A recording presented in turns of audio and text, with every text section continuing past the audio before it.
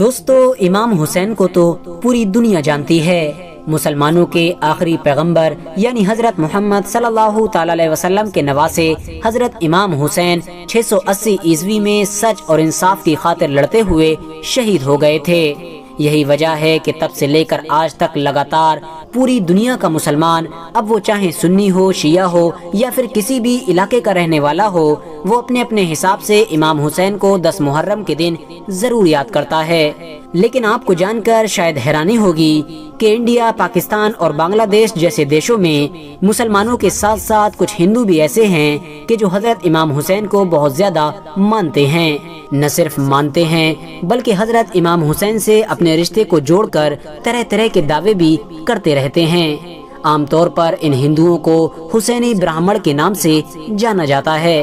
دوستو، یہ حسینی برہمن کون ہیں، کہاں سے آئے ہیں اور آخر ان کا حضرت امام حسین سے کیا رشتہ ہے، یہی ساری چیزیں آج کی اس ویڈیو میں ہم آپ کو بتانے والے ہیں۔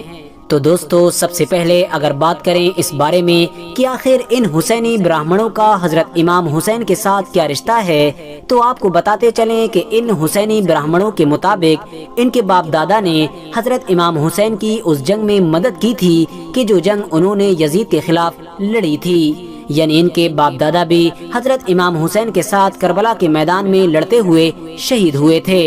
اب یہ مدد کیسے کی گئی تھی، یا پھر ہندوستان میں رہنے والے لوگ اچانک سے عراق کے شہر کربلا میں حضرت امام حسین کی مدد کرنے کے لیے کیسے پہنچ گئے تھے، اس بارے میں حسینی برہمنوں کے اتہاسکار دو الگ الگ رائے رکھتے ہیں۔ کچھ اتہاسکاروں کی مانیں تو حضرت امام حسین کے دور میں ہندوستان کے ایک علاقے میں راہب دت نام کا ایک بزنس مین رہا کرتا تھا۔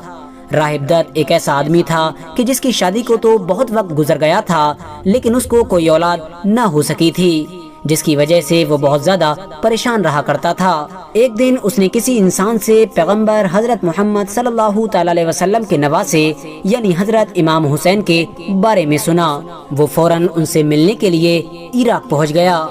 عراق پہنچ کر جب راہب دت کی ملاقات حضرت امام حسین سے ہوئی تو حضرت امام حسین نے راہب دت کے لیے دعا کی، جس کی وجہ سے اب راہب دت کی وہ خواہش پوری ہو گئی کہ جس کے لیے وہ حضرت امام حسین کے پاس آیا تھا، یعنی اللہ تعالیٰ نے اس کو اولادیں عطا کر دیں۔ بس اسی دن سے ہی راہب دت حضرت امام حسین کو بہت زیادہ ماننے لگا تھا۔ کہا جاتا ہے کہ کربلا کے میدان میں جب یزید کی فوج نے حضرت امام حسین کو ان کی فیملی کے ساتھ گھیر لیا تھا تو راہب دت کے جو پیشے سے ایک تاجر تھے، اس وقت عراق کے ہی کسی آس پاس علاقے میں موجود تھے۔ انہوں نے جب اس بات کی خبر سنی تو وہ فوراً اپنے بیٹوں اور اپنے کچھ ساتھیوں کے ساتھ حضرت امام حسین کی مدد کرنے کے لیے پہنچ گئے تھے۔ نہ صرف پہنچے تھے بلکہ اس جنگ میں شامل ہو کر انہوں نے یزیدی فوج کا مقابلہ بھی کیا تھا، اور اس جنگ میں سوائے راہب دت کے ان کے سارے بیٹے اور سارے ساتھی لڑتے لڑتے شہید ہو گئے تھے۔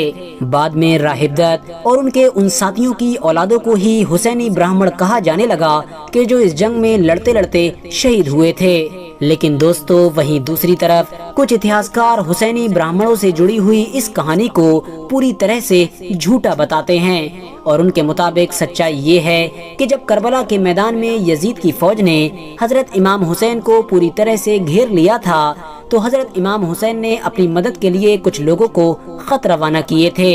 ان خطوں میں سے پہلا خط تو حضرت امام حسین نے اپنے دوست حبیب کو روانہ کیا تھا، جبکہ دوسرا خط ایک ہندوستان کے راجا کہ جس کو سمدر گپت کے نام سے جانا جاتا تھا اس کو بھیجا تھا۔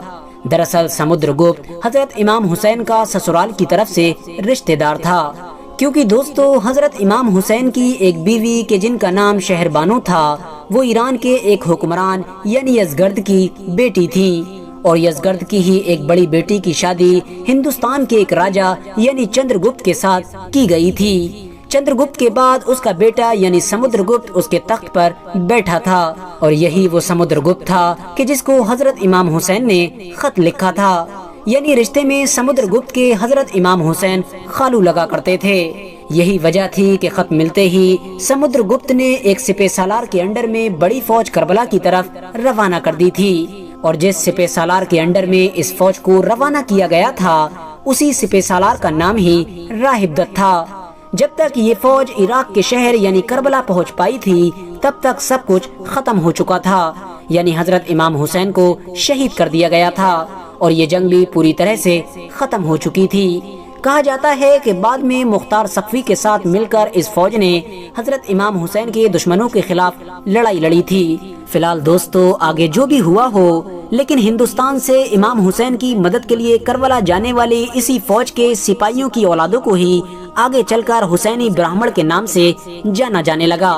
अब अगर बात करें इस बारे में कि आखिर इन दोनों कहानियों में से सच्ची कहानी कौन सी है, तो आपको बताते चलें कि ज्यादातर इतिहासकार दूसरी वाली कहानी यानी समुद्रगुप्त से जुड़ी हुई कहानी पर यकीन रखते हैं। यानी ज्यादातर इतिहासकारों का यही मानना है कि समुद्रगुप्त ने ही अपनी फौज इमाम हुसैन की मदद के लिए करबला की तरफ रवाना की थी और इसी फौज के सिपाहियों की औलादों को ही आगे चलकर हुसैनी ब्राह्मण के नाम से जाना जाने लगा था। दोस्तों, हम लोग हुसैनी ब्राह्मणों से जुड़ी हुई इस ऐतिहासिक घटना पर यकीन करें या ना करें, लेकिन इस बात में कोई शक नहीं है कि हुसैनी ब्राह्मणों पर पहले बहुत सारी किताबें लिखी जा चुकी हैं और साथ ही साथ इंटरनेट पर भी आपको इनसे रिलेटेड बहुत सारी चीजें देखने को मिल सकती हैं। मशहूर प्रोफेसर यानी डॉक्टर इंतजार हुसैन अपने इंग्लिश कॉलम यानी ब्राह्मण इन करबला में लिखते हैं कि पहले मैं भी हुसैनी ब्राह्मणों को एक सुनी सुनाई कहानी ही समझा करता था